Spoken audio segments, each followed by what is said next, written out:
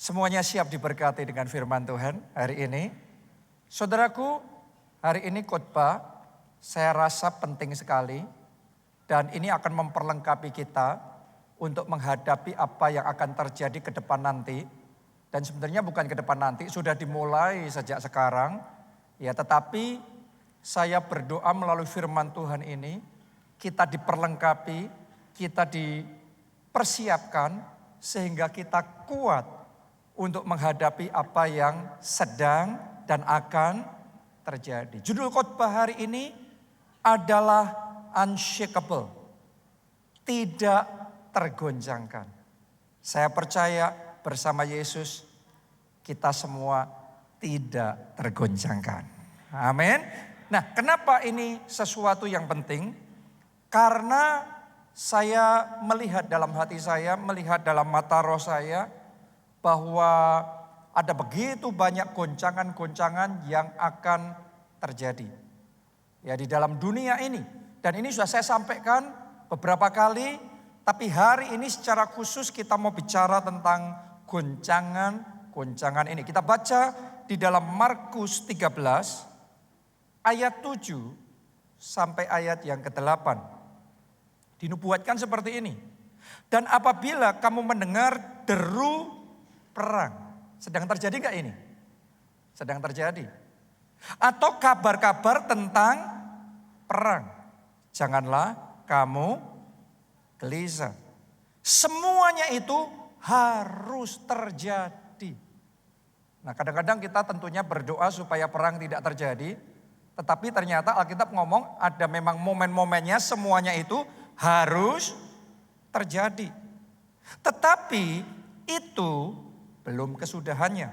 Ayat 8. Sebab bangsa akan bangkit melawan bangsa dan kerajaan melawan kerajaan. Ini akan terjadi, saudaraku. Akan terjadi gempa bumi di berbagai tempat.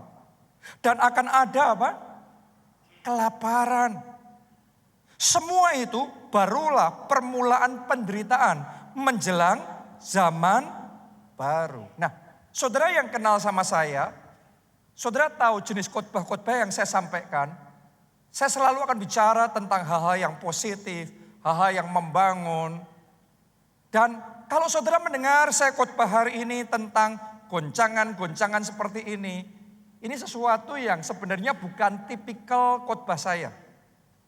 Tetapi karena saya merasa saya melihat sesuatu di depan, maka saya mesti sampaikan sama saudara bahwa akan ada goncangan-goncangan. Bahkan sudah sekian waktu ini dimulai yang namanya goncangan-goncangan terjadi. Di dalam ayat-ayat yang kita baca tadi bahkan ditulis ada gempa. Gempa secara fisik juga, saya pernah ngalamin gempa di Jogja. Bukan cuma itu saja, tetapi di berita-berita di surat kabar terus-menerus memberitakan secara berkala tentang kemungkinan megatrust, goncangan mahadahsyat yang akan terjadi di Pulau Jawa atau di Indonesia ini. Ya, dan itu dari badan-badan yang resmi, yang terpercaya juga. Ya, dan itu sudah dinubuatkan di dalam Alkitab juga. Bukan cuma gempa seperti itu saja secara fisik, tetapi juga gempa di berbagai sektor kehidupan.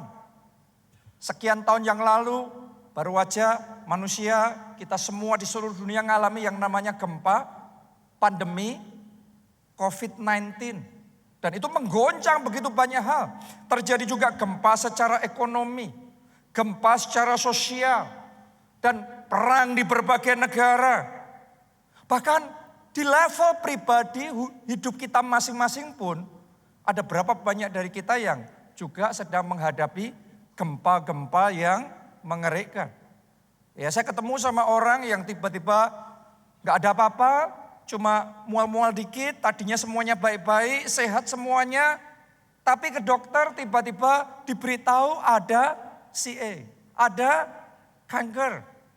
Dan itu jadi kayak gempa yang dahsyat yang menggoncang hati, menggoncang sendi-sendi di dalam kehidupan kita, kayak dunia kita runtuh.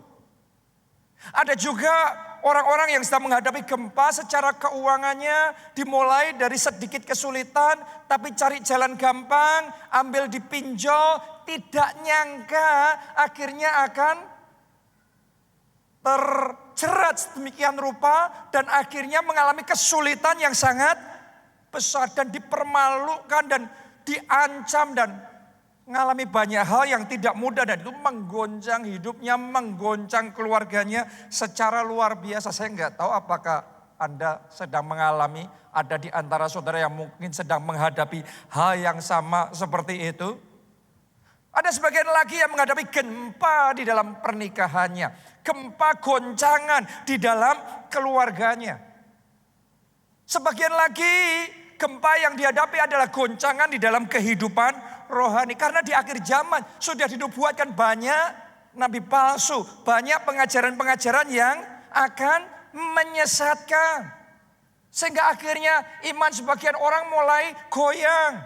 Iman kepercayaannya sama Yesus mulai goyang. Imannya sama Alkitab sebagai otoritas firman Tuhan yang final mulai goyang. Ini semua kan digoncang.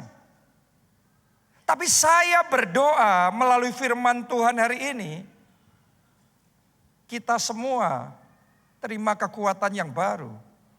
Goncangan boleh terjadi, 1000 boleh rebah di kiri saudara, selaksa rebah di kanan saudara. Tapi saya berdoa untuk jemaat keluarga Allah di sini, Anda yang mengikuti juga secara online, kekuatan Tuhan menopang saudara, kekuatan Tuhan mengokohkan saudara. Anda tetap teguh, Anda tetap tegak berdiri karena Tuhan yang menopang kehidupan saudara. Tapi di satu sisi yang lain kita harus mengerti bahwa goncangan ini sedang terjadi.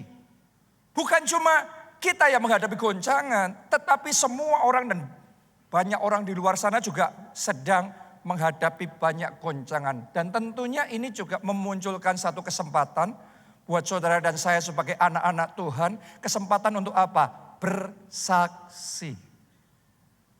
Di saat banyak orang menghadapi goncangan, di saat banyak ketakutan, di saat banyak orang putus asa, kekhawatiran dan lain sebagainya. Saya mau ngomong sama saudara, jadilah saksi Kristus. Mari kita jadi terang dunia dan garam dunia untuk memberitakan di dalam Yesus ada keselamatan. Di dalam Yesus ada pengampunan dosa. Di dalam Yesus ada damai sejahtera. Di dalam Yesus ada sukacita. Di dalam Yesus ada pertolongan. Itu satu berita baik, satu Injil yang kita perlu bagikan sama keluarga kita, sama teman-teman kita, sama orang di sekeliling kita yang sedang goncangan. Kita mungkin sekarang pikir, oh mungkin sudah habis ini sudah tenang, oke, baik-baik saja. Ya, semua pemerintah juga ngomong baik-baik saja. Tapi mungkin nanti sebagian akan terkaget-kaget dengan apa yang akan terjadi di depan. Karena akan ada hal-hal yang tidak disangka-sangka, tapi kemudian itu terjadi. Ya, akan ada goncangan di berbagai sektor, goncangan kebangkrutan, goncangan masalah macam-macam. Di akhir zaman ini yang pasti terjadi dan harus terjadi. Tapi saya berdoa Tuhan memberikan kekuatan kepada kita semuanya. Mari kita baca Ibrani 12 ayat 26 sampai 28. Waktu itu suaranya menggoncangkan bumi, tetapi sekarang ia memberikan janji, satu kali lagi aku akan menggoncangkan bukan hanya bumi saja, melainkan langit juga. Satu kali lagi ditulis di sini, artinya akan terjadi lagi. Kita nggak tahu bentuknya seperti apa, kita nggak tahu apa itu yang akan terjadi dalam skala nasional atau dunia, ataupun dalam skala pribadi dan keluarga kita masing-masing. Tapi Tuhan, firman Tuhan sudah memberitahu, goncangan itu akan terjadi. Ya, jadi kita itu kalau orang percaya, orang benar itu bukan membutakan diri terhadap masalah. Kita ngerti masalah apa yang akan terjadi, tapi mari kita persiapkan diri kita. Ayat berikutnya, ayat 27. Ungkapan satu sekali lagi menunjuk kepada perubahan pada apa yang dapat digoncangkan. Karena ia dijadikan, perhatikan, supaya tinggal tetap apa yang tidak tergoncangkan. Ternyata beda antara goncangan dibandingkan dengan tergoncang. Saya ulangi ya, ada perbedaan antara digoncang dan tergoncang. Ada orang yang, ada negara yang, ada perusahaan yang, ada dunia yang ketika digoncang, maka benar-benar tergoncang. Dan kalau tergoncang, akhirnya tergeletak. Tetapi di dalam ayat ini ditulis bahwa sekalipun ada goncangan, ditulis begini. Akan tinggal tetap apa yang tidak tergoncangkan. Jadi akan ada orang-orang, akan ada keluarga-keluarga, akan ada perusahaan-perusahaan, organisasi-organisasi. Walaupun goncangan itu terjadi, tetapi mereka tidak tergoncangkan. Mereka tetap akan kokoh, mereka tetap akan kuat, unshakable, tidak tergoncangkan. Doa saya itu saudara. Itu saudara. Dalam nama Tuhan Yesus. Kita semua tidak tergoncangkan. Pernikahan kita tidak tergoncangkan. Keluarga kita tidak tergoncangkan. Masa depan kita tidak tergoncangkan. Doa saya, damai sejahteramu tidak tergoncangkan. Sukacita dalam hidupmu tidak tergoncangkan. Kedekatan hubunganmu sama Roh Kudus tidak tergoncangkan. Imanmu sama Tuhan tidak tergoncangkan. Hubungan pribadimu sama Tuhan tidak tergoncangkan. Ibadahmu tidak tergoncangkan. Pelayananmu tidak tergoncangkan. Amin. Jadi sekali lagi ada bedanya digoncang terus tergoncang. Yang satunya digoncang tapi tidak tergoncangkan. Itu khotbah hari ini. Unshakable. Tidak tergoncangkan. Minta anugerah sama Tuhan supaya ketika nanti bahkan sekarang goncangan-goncangan itu terjadi, Anda tidak tergoncangkan. Anda tidak tergoncangkan, katakan tidak tergoncangkan. Katakan dengan lebih kuat dalam nama Tuhan Yesus. Saya tidak tergoncangkan. Kita tidak tergoncangkan. Keluarga kita, gereja kita, negara kita tidak tergoncangkan. Katakan amin. Ayo kita kasih tepuk tangannya yang paling meriah buat Tuhan. Yang memberikan anugerah untuk kita teguh dan kuat. Tidak tergoncangkan. Unshakable. Ayat 28. Jadi karena kita menerima kerajaan yang tidak tergoncangkan, marilah kita mengucap syukur dan beribadah kepada Allah menurut cara yang berkenan kepadanya dengan hormat dan takut. Ternyata kita tidak tergoncangkan bukan tanpa alasan. Kita tidak tergoncangkan karena kita berada di dalam kerajaan yang tidak tergoncangkan. Dan satu-satunya yang tidak tergoncangkan. Anda bisa melihat pemerintah-pemerintah dunia bisa digoncangkan. Penguasa-penguasa, pejabat-pejabat sekuat apapun bisa tergoncangkan. Benar apa tidak? Tapi hanya ada satu yang tidak tergoncangkan, yang everlasting, melalui apapun, up and down seperti apapun, krisis seperti apapun, goncangan apapun, tetap unshakable, tidak tergoncangkan. Itulah kerajaan Allah yang tidak tergoncangkan. Dan kalau saudara dan saya ada di dalam kerajaan Allah, kalau kita hidup di dalam kerajaan Allah, kalau kita mengerjakan values, nilai-nilai, prinsip-prinsip kebenaran kerajaan Allah, maka hidup kita pun tidak tergoncangkan. Karena itu bangun hidupmu dengan firman kebenaran dari kerajaan Allah. Bangun keluarga saudara dengan prinsip-prinsip keluarga kerajaan Allah. Bangun bisnis saudara, keuangan saudara. Di luar sana ada banyak jurus-jurus silat.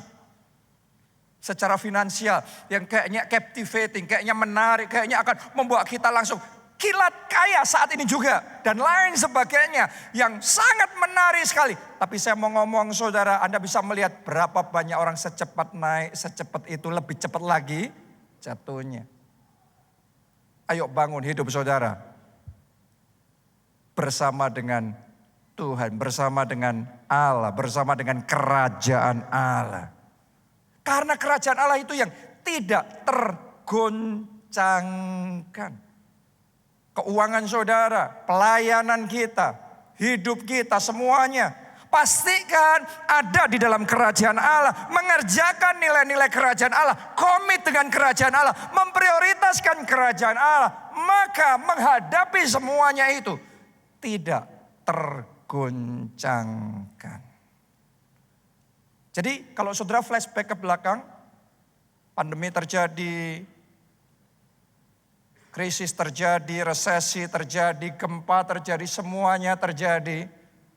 Tapi Tuhan ngomong satu kali lagi, terjadi.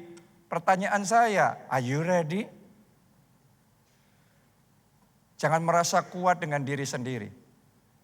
Kita butuh Tuhan dalam hidup kita. Kita butuh Tuhan yang menopang hidup kita. Manusia hari ini tampaknya kuat, disentil sedikit aja sarafnya habis saudaraku. Tapi di dalam Tuhan, di dalam lindungan Tuhan kita aman. Di dalam penjagaan yang maha kuasa kita tenang, kita kuat. Amin. Ayo kita baca satu kisah yang menarik yang pernah kita baca dan sering kita baca. Tapi hari ini saya ingin kita melihat dari angle yang berbeda. Kisah Para Rasul 16 mulai ayat yang ke-23. Setelah mereka berkali-kali didera, mereka dilemparkan ke dalam penjara. Kepala penjara diperintahkan untuk menjaga mereka dengan sungguh-sungguh. Sesuai dengan perintah itu, kepala penjara memasukkan mereka ke ruang penjara yang paling tengah dan membelenggu kaki mereka dalam pasungan yang kuat. Nah, Anda mesti ngerti, berarti kalau hari ini kisah ini kita baca biasanya dari sisi Paulus ya, tapi kita baca ini dari sisi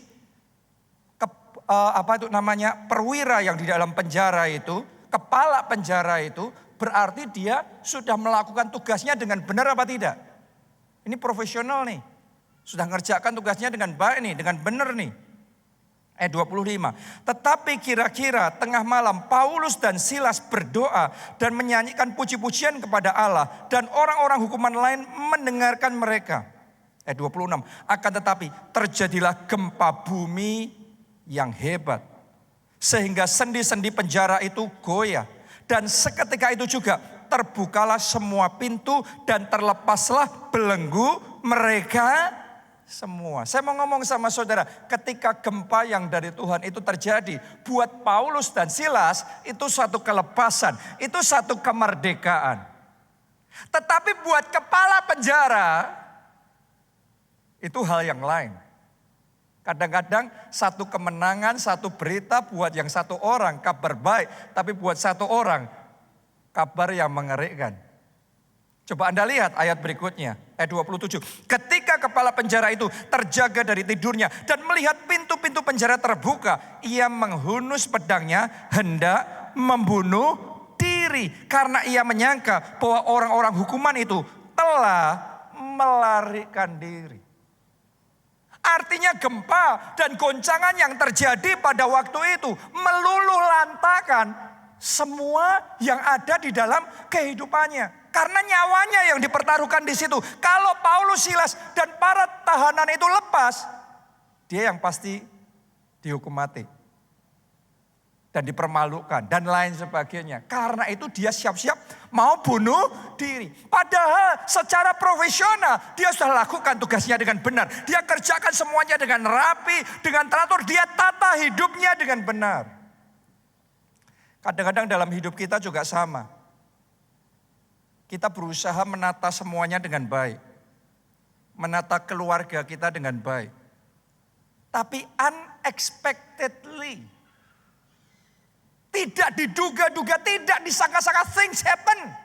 Terjadi sesuatu, goncang pernikahan itu. Goncang keluarga itu.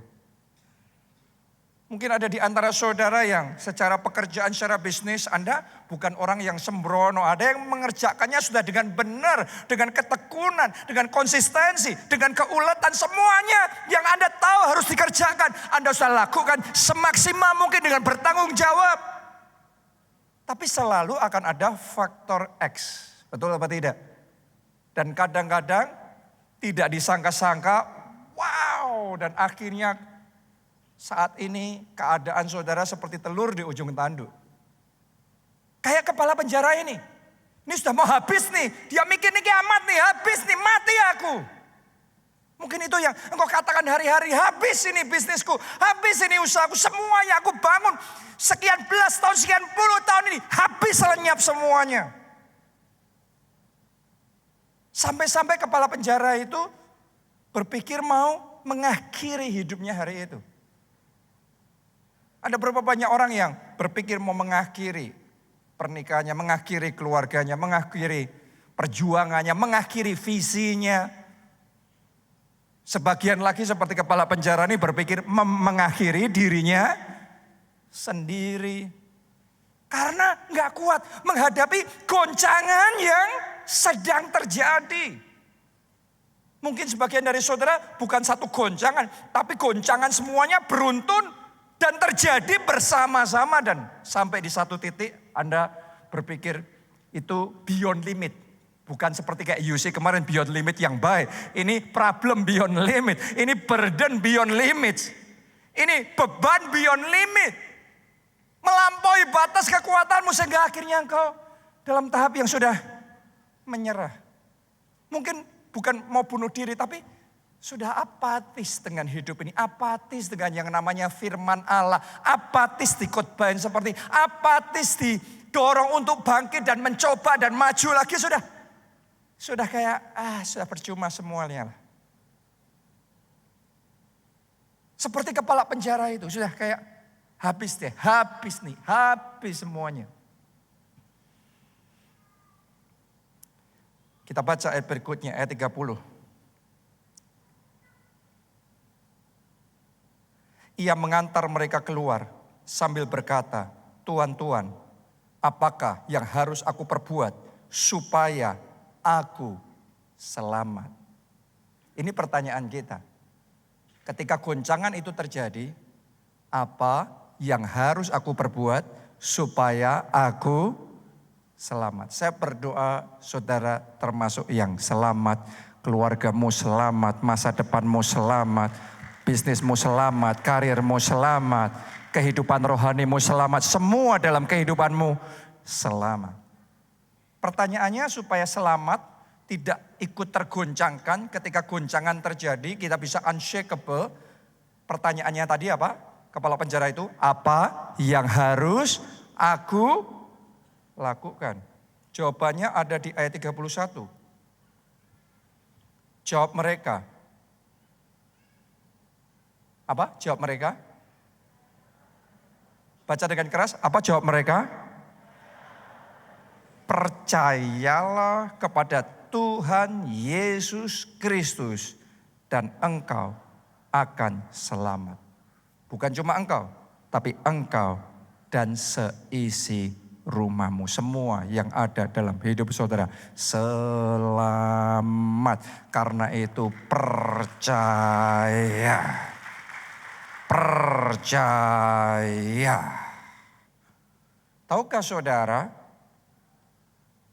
percaya adalah rahasia di dalam kerajaan Allah. Misteri di dalam kerajaan Allah. Percaya, iman itu bukan mitos. Iman itu misteri, iman itu rahasia kerajaan Allah. Iman itu punya kuasa yang nyata untuk memanifestasikan kuasa Allah yang nyata. Sehingga saudara dan saya bisa mengalami mujizat yang nyata. Dimulai dari percaya. Ada banyak hal dalam hidup kita ini kita nggak bisa ngerti sekarang, tetapi kita yakin dulu, percaya dulu, pasti jadi, bisa jadi, dan itu terjadi. Ada berapa banyak dari saudara yang secara manusia harusnya Anda nggak bisa, harusnya nggak mungkin. You start from zero, Anda mulai dari nol, Anda nggak punya modal, Anda nggak punya koneksi. Tapi somehow you believe, Anda percaya bisa.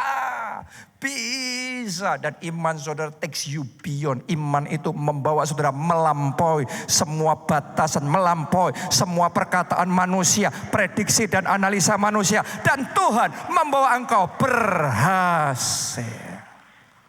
Ada banyak hal.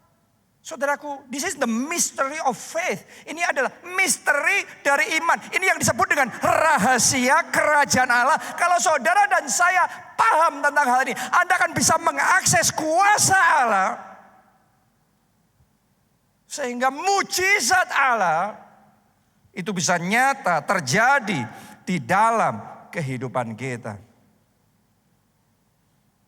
Karena itu hari ini apapun yang sedang Anda alami, apapun yang sedang terjadi dalam hidup saudara, goncangan apapun itu, saya mau ngomong begini, belajar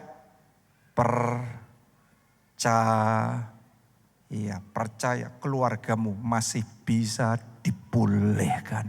Percaya masih ada harapan buat saudara. Percayalah ada pertolongan yang daripada Tuhan.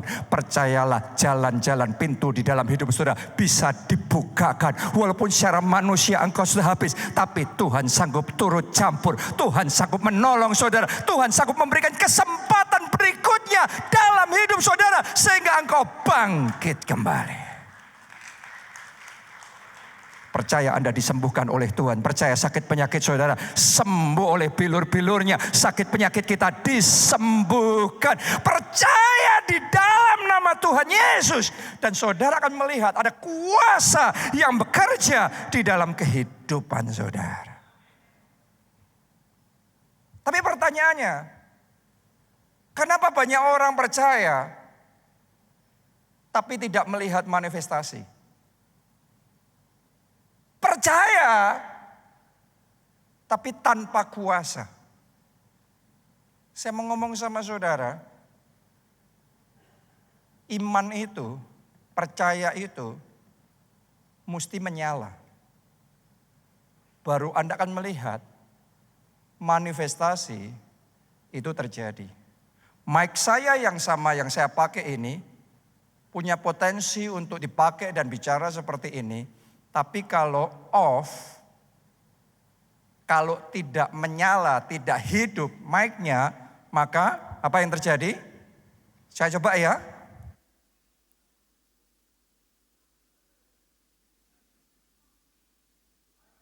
Mic yang sama, tidak ada manifestasi. Iman yang sama, kalau imannya itu apatis, imannya itu flat, imannya itu ya gitu. Iman yang flat seperti itu tidak akan melihat manifestasi. Iman itu harus menyala. Iman itu harus hidup. Iman itu harus timbul. Oh, hari ini saya berdoa oleh kuasa firman Allah. Imanmu timbul. Imanmu bangkit. Imanmu hidup. Imanmu berkobar. Imanmu menyala. Karena iman yang menyala itu yang menarik kuasa Allah bekerja. Dan itu iman yang akan memanifestasikan mujizat terjadi. Jadi bukan sekedar kayak tahu. Oh ya, ada kuasa di dalam Tuhan, ada pertolongan di dalam Tuhan. Tapi flat, no. Anda dengar firman Tuhan, Anda baca Alkitab, Anda dengar khotbah firman Allah seperti ini. Tapi flat, hati yang flat seperti itu, imannya belum timbul, imannya belum hidup. Karena itu belum ada manifestasi yang akan terjadi. Anda baca Alkitab dan ayat-ayat itu tidak punya meaning buat saudara. Tidak menarik buat saudara. firman yang tidak menarik buat kita. Anda tahu di otak pun, tapi hatimu nggak terbakar dengan firman itu, nggak berkobar dengan firman itu. Iman itu belum bisa menarik kuasa Allah untuk bekerja. Hari ini saya berdoa, iman timbul dari pendengaran.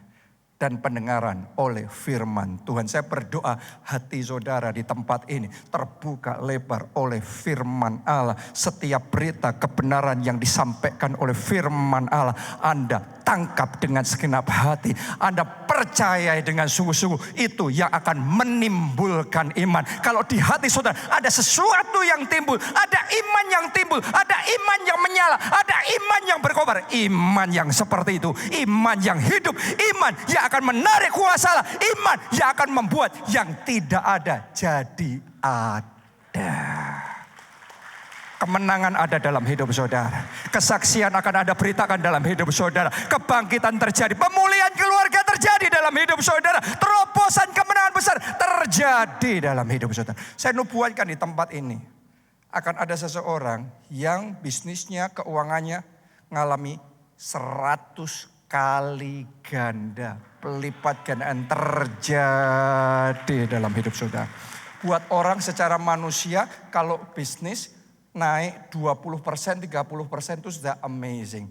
Tapi hari itu, Ishak tahun itu dia menabur dan menuai 100 kali ganda. Akan ada seseorang di tempat ini, apa yang Tuhan kerjakan buat Ishak. Terjadilah, terimalah itu dalam hidup saudara. Doa saya ketika itu diberitakan, ada sesuatu di hatimu yang timbul, ada sesuatu di hatimu yang nyaut, yang menyala, yang berkobar, yang hidup, iman yang kayak gitu, yang akan menarik kuasa Allah bekerja. Kalau hati kita nggak terbuka, hati kita flat. Firmannya sama, mic-nya sama, tapi nothing. Ini harus on dulu. Spirit ini harus on dulu. Dan caranya on gimana? Tadi itu caranya menimbulkan, menghidupkan gimana? Iman timbul dari pendengaran dan pendengaran firman Allah. Mulai hari ini setiap khotbah-khotbah yang disampaikan, diberitakan sama saudara di tempat ini. Mengobarkan hati saudara, membangkitkan iman saudara, menyalakan kepercayaan dan keyakinan saudara. Anda berani percaya bahwa bagi Allah tidak ada yang mustahil. Anda yang percaya tadi di sana, mulai tahun ini hal-hal yang mustahil akan mulai terjadi, akan menjadi kesaksian dan kesaksian dan kesaksian yang Tuhan kerjakan dalam hidup saudara. Terima kesembuhan ilahi terjadi dalam hidup saudara. Terima kesembuhan ilahi terjadi dalam hidup saudara. Amin. Saya ngerasa di tempat ini ada yang sudah terdesak secara finansial, sudah kayak tidak tertolong lagi. But because you believe.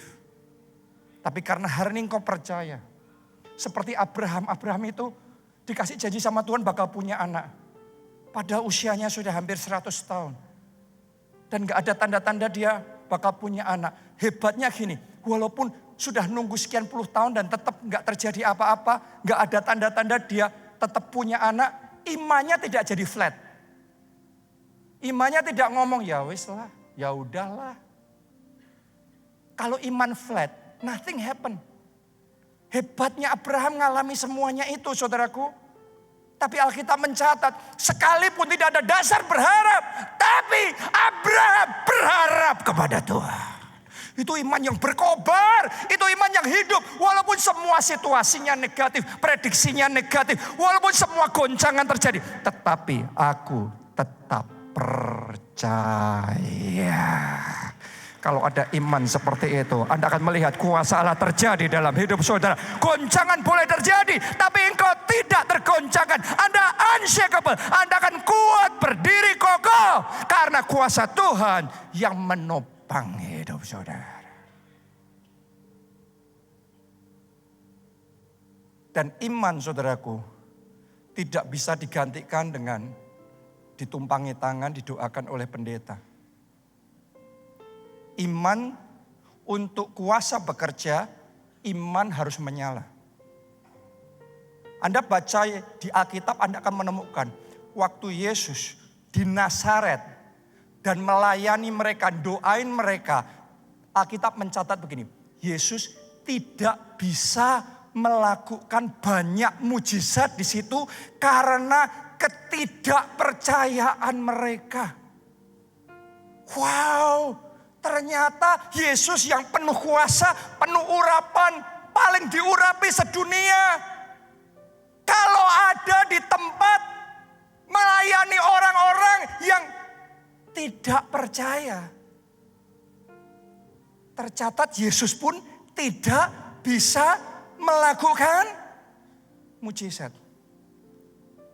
Ada berapa banyak orang gak sadar ketika datang sama pendeta minta didoakan, ada harapan tapi di hatinya imannya belum menyala.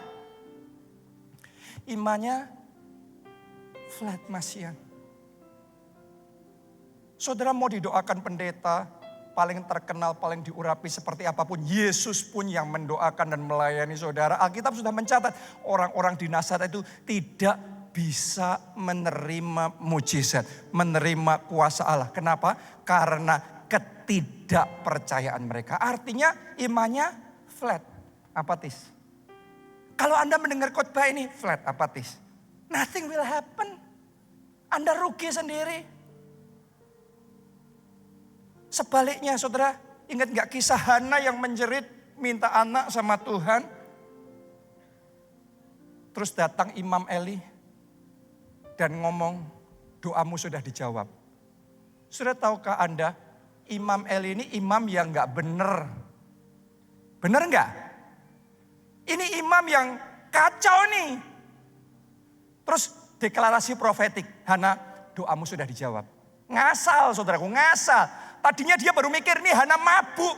Setelah Hana ngomong aku gak mabuk, aku hatiku pedih, aku minta anak. Terus ngasal dia ngomong, ya sudah kamu pulang, kamu punya anak. Ngasal nih. Tapi karena Hana menerima perkataan itu dan dia melihat Imam Eli bukan orangnya, tetapi kepercayaan Tuhan dalam hidupnya. Jabatan yang Tuhan kasih sebagai imam, itu yang dia pegang. Ini wakilnya Tuhan. Dan dia terima perkataan itu. Dia percaya. Makanya Alkitab ngomong, sejak waktu itu mukanya tidak muram lagi. Orang kalau percaya itu bukan cuma di mulut. Orang kalau percaya itu ada ekspresi yang akan keluar. Hana gak muram lagi. Dia happy. Dia bersuka cita. Dan karena itu, iman yang kayak gitu, iman yang hidup, iman yang berkobar, iman yang timbul seperti itu, menarik kuasa Allah, manifestasinya nyata. Dan tahun berikutnya dia sudah dapat anak mujizatnya. Doa saya, Anda juga akan dapat anak mujizat. Anda akan dapat jodoh mujizat. Saudara akan dapat pekerjaan mujizat itu. Amin. Saya berdoa terjadi itu dalam hidup saudara. Terjadi itu dalam hidup saudara. Coba Anda renungkan ya, ini perannya iman ya. Yesus yang penuh kuasa, doain orang Nazaret, tapi tidak bisa karena ketidakpercayaan. Imam Eli yang sekedar asal-asalan, tanpa anointing dan tidak punya track record melakukan mujizat. Ngomongnya ngasal, tetapi Hana nerimanya. Ini wakil Allah. Gak ngurus pribadinya gimana, anak-anaknya, keluarganya gimana. Tapi ini wakil Allah. Dan aku percaya. Iman saudaraku. Makanya Yesus kalau melayani, orang selalu ngomong terjadilah sesuai imanmu. Apa iman saudara hari ini? Anda datang ke tempat ini, apa iman yang berkobar di hati saudara hari ini? Saya berdoa ada iman. Anda datang ke tempat ini, Anda berseru sama Tuhan. Dan doa-doamu dijawab. Pemulihan terjadi, kebangkitan terjadi. Kegagalan saudara dirubah menjadi kemenangan. Kerugian saudara dirubah menjadi keuntungan yang tak disangka-sangka. Amin. Kesialan saudara mulai hari berubah menjadi keberuntungan. Demi keberuntungan, demi keberuntungan. Terjadilah itu dalam hidup saudara. Tepuk tangannya yang meriah buat Tuhan kita. Ayat terakhir.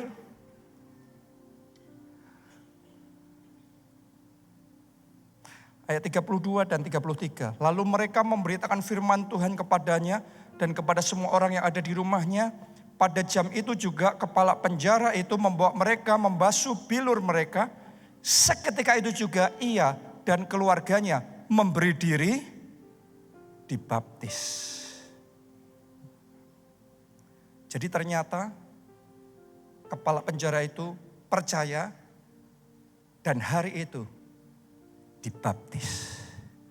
Tahukah saudara, baptisan air itu artinya totally surrender to God. Berserah sepenuhnya sama Tuhan. Makanya di gereja kita kalau kita dibaptis, Anda ditenggelamkan. Karena baptizo itu artinya ditenggelamkan sepenuhnya. Terus kemudian diangkat. Ini bicara tentang penyerahan hidup sepenuhnya sama Tuhan. Sama kerajaan Allah. Karena itu kerajaan yang tidak tergoncangkan. Hari ini saya ajak saudara, satu percaya. Yang kedua, surrender your life, total, sepenuhnya sama Tuhan. Jangan separuh-separuh. Kalau percaya sama Tuhan, percayanya all out. Saya tantang saudara juga yang sudah percaya sama Yesus, tapi belum dibaptis. Saudara daftarkan diri, ayo saudara dibaptis air. Itu akan mensil, memeteraikan iman saudara. Berserah penuh, komitmen penuh sama Yesus. Dan saya percaya Anda akan melihat manifestasi kuasa Allah terjadi dalam hidup saudara. Siapa yang mau percaya di tempat ini? Mari bangkit berdiri bersama-sama. Kita nyanyikan lagu ini. Pertolonganku datang darimu, pengharapanku hanya padamu. Ku takkan goyah, ku takkan getar, sebab Kau gunung batuku. Kita angkat dua tangan kita. Pertolonganku datang darimu, pengharapanku hanya padamu. Ku takkan goyah, ku takkan gentar, sebab Kau gunung batu. Sekali lagi, segenap suara katakan.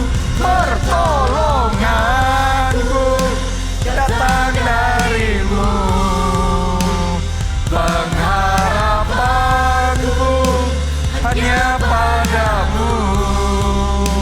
Ku takkan goyah, ku takkan gentar, sebab Kau gunung batu, kota benteng keselamatanku. Kita akan masuk dalam perjamuan kudus. Silahkan siapkan roti dan anggur yang sudah Anda terima. Kalau ada yang belum, boleh lambaikan tangan. Petugas akan datang dan membantu saudara. Anda yang di rumah, ngikutin secara online dari manapun, Anda bisa bergabung dalam perjamuan kudus ini. Siapkan roti, siapkan anggur. Kita akan pakai sebagai sarana untuk mengikuti perjamuan kudus. Anggur bisa Anda ganti dengan sirup atau teh. Pada intinya sarana yang layak yang kita ikuti perjamuan kudus dengan sikap hormat dan percaya kepada Tuhan.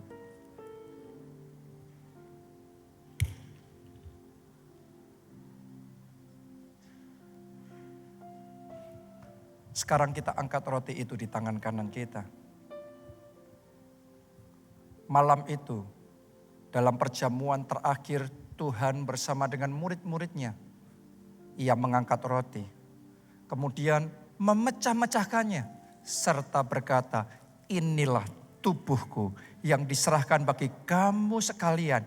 Perbuatlah ini setiap kali kamu mengingat aku. Apakah Anda percaya roti yang kita angkat ini bukan roti biasa lagi? Seperti yang Yesus katakan, inilah tubuhku, inilah tubuh Kristus. Apakah Anda percaya?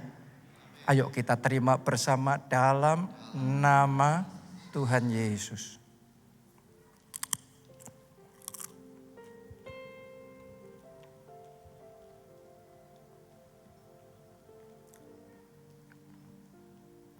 Sekarang kita angkat cawan yang berisi anggur itu di tangan kanan kita.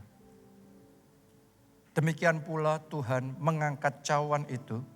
Kemudian ia berkata, inilah darahku, darah perjanjian baru. Perbuatlah ini setiap kali kamu mengingat aku. Apakah Anda percaya bahwa yang kita sedang lakukan saat ini adalah masuk di dalam persekutuan dengan darah Kristus. Sehingga kita menunggal dengan Kristus. Apakah Anda percaya darah Kristus berkuasa? Darah Kristus sanggup menghapuskan dosa-dosa kita dan menggantinya dengan kebenaran Kristus. Anda dibenarkan karena darah Kristus, kita disucikan, kita dikuduskan. Apakah Anda percaya bahwa darah Kristus berkuasa untuk mematahkan segala macam kutuk dan menggantinya dengan berkat dalam hidup kita?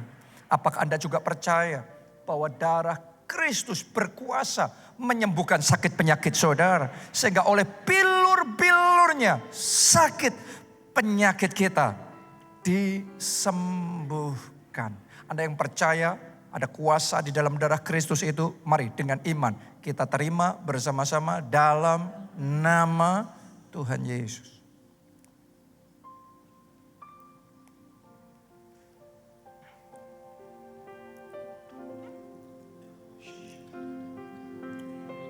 Ora takapasyara lamu.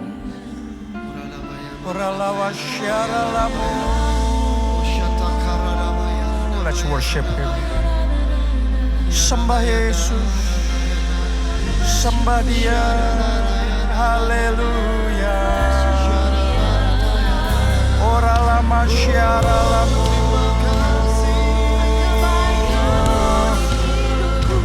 Sekiralah wasyara lamu. Haleluya. Haleluya.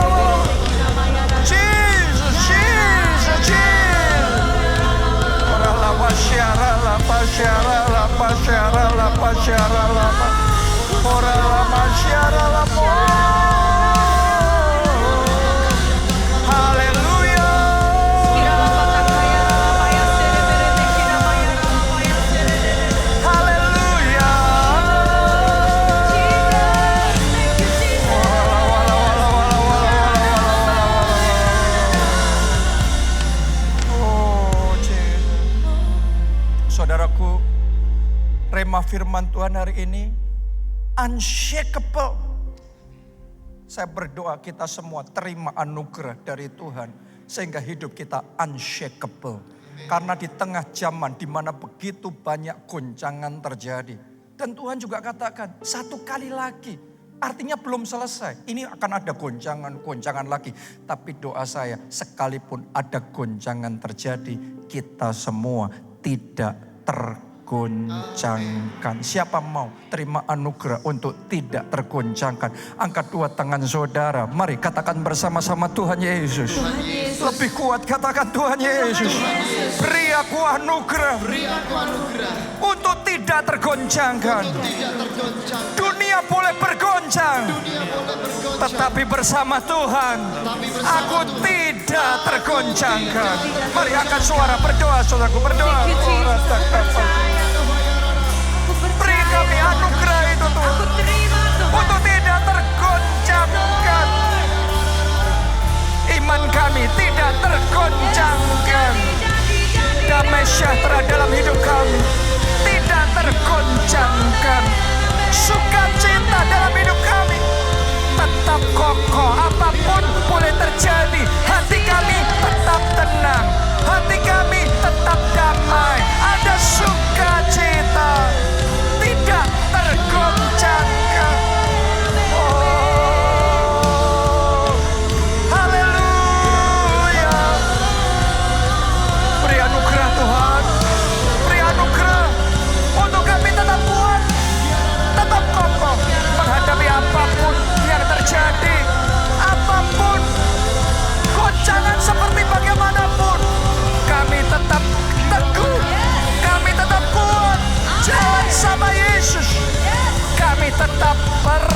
Iya. Percaya, aku percaya, kami percaya.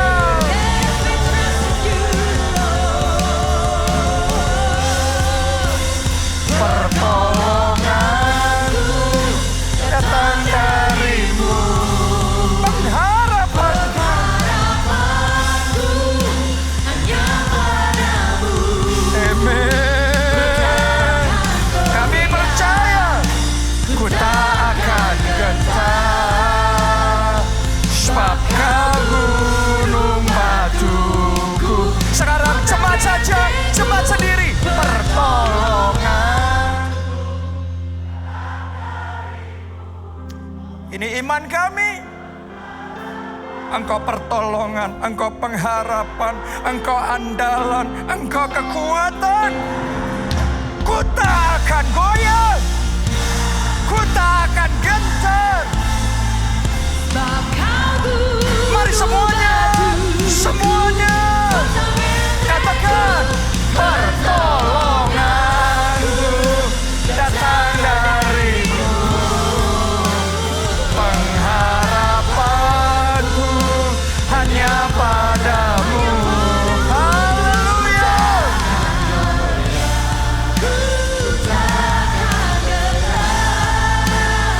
Sebab kau gunung batuku, kota benteng keselamatanku. Mari yang terakhir saudara, yang terbaik bersama-sama katakan pertolongan, pertolongan.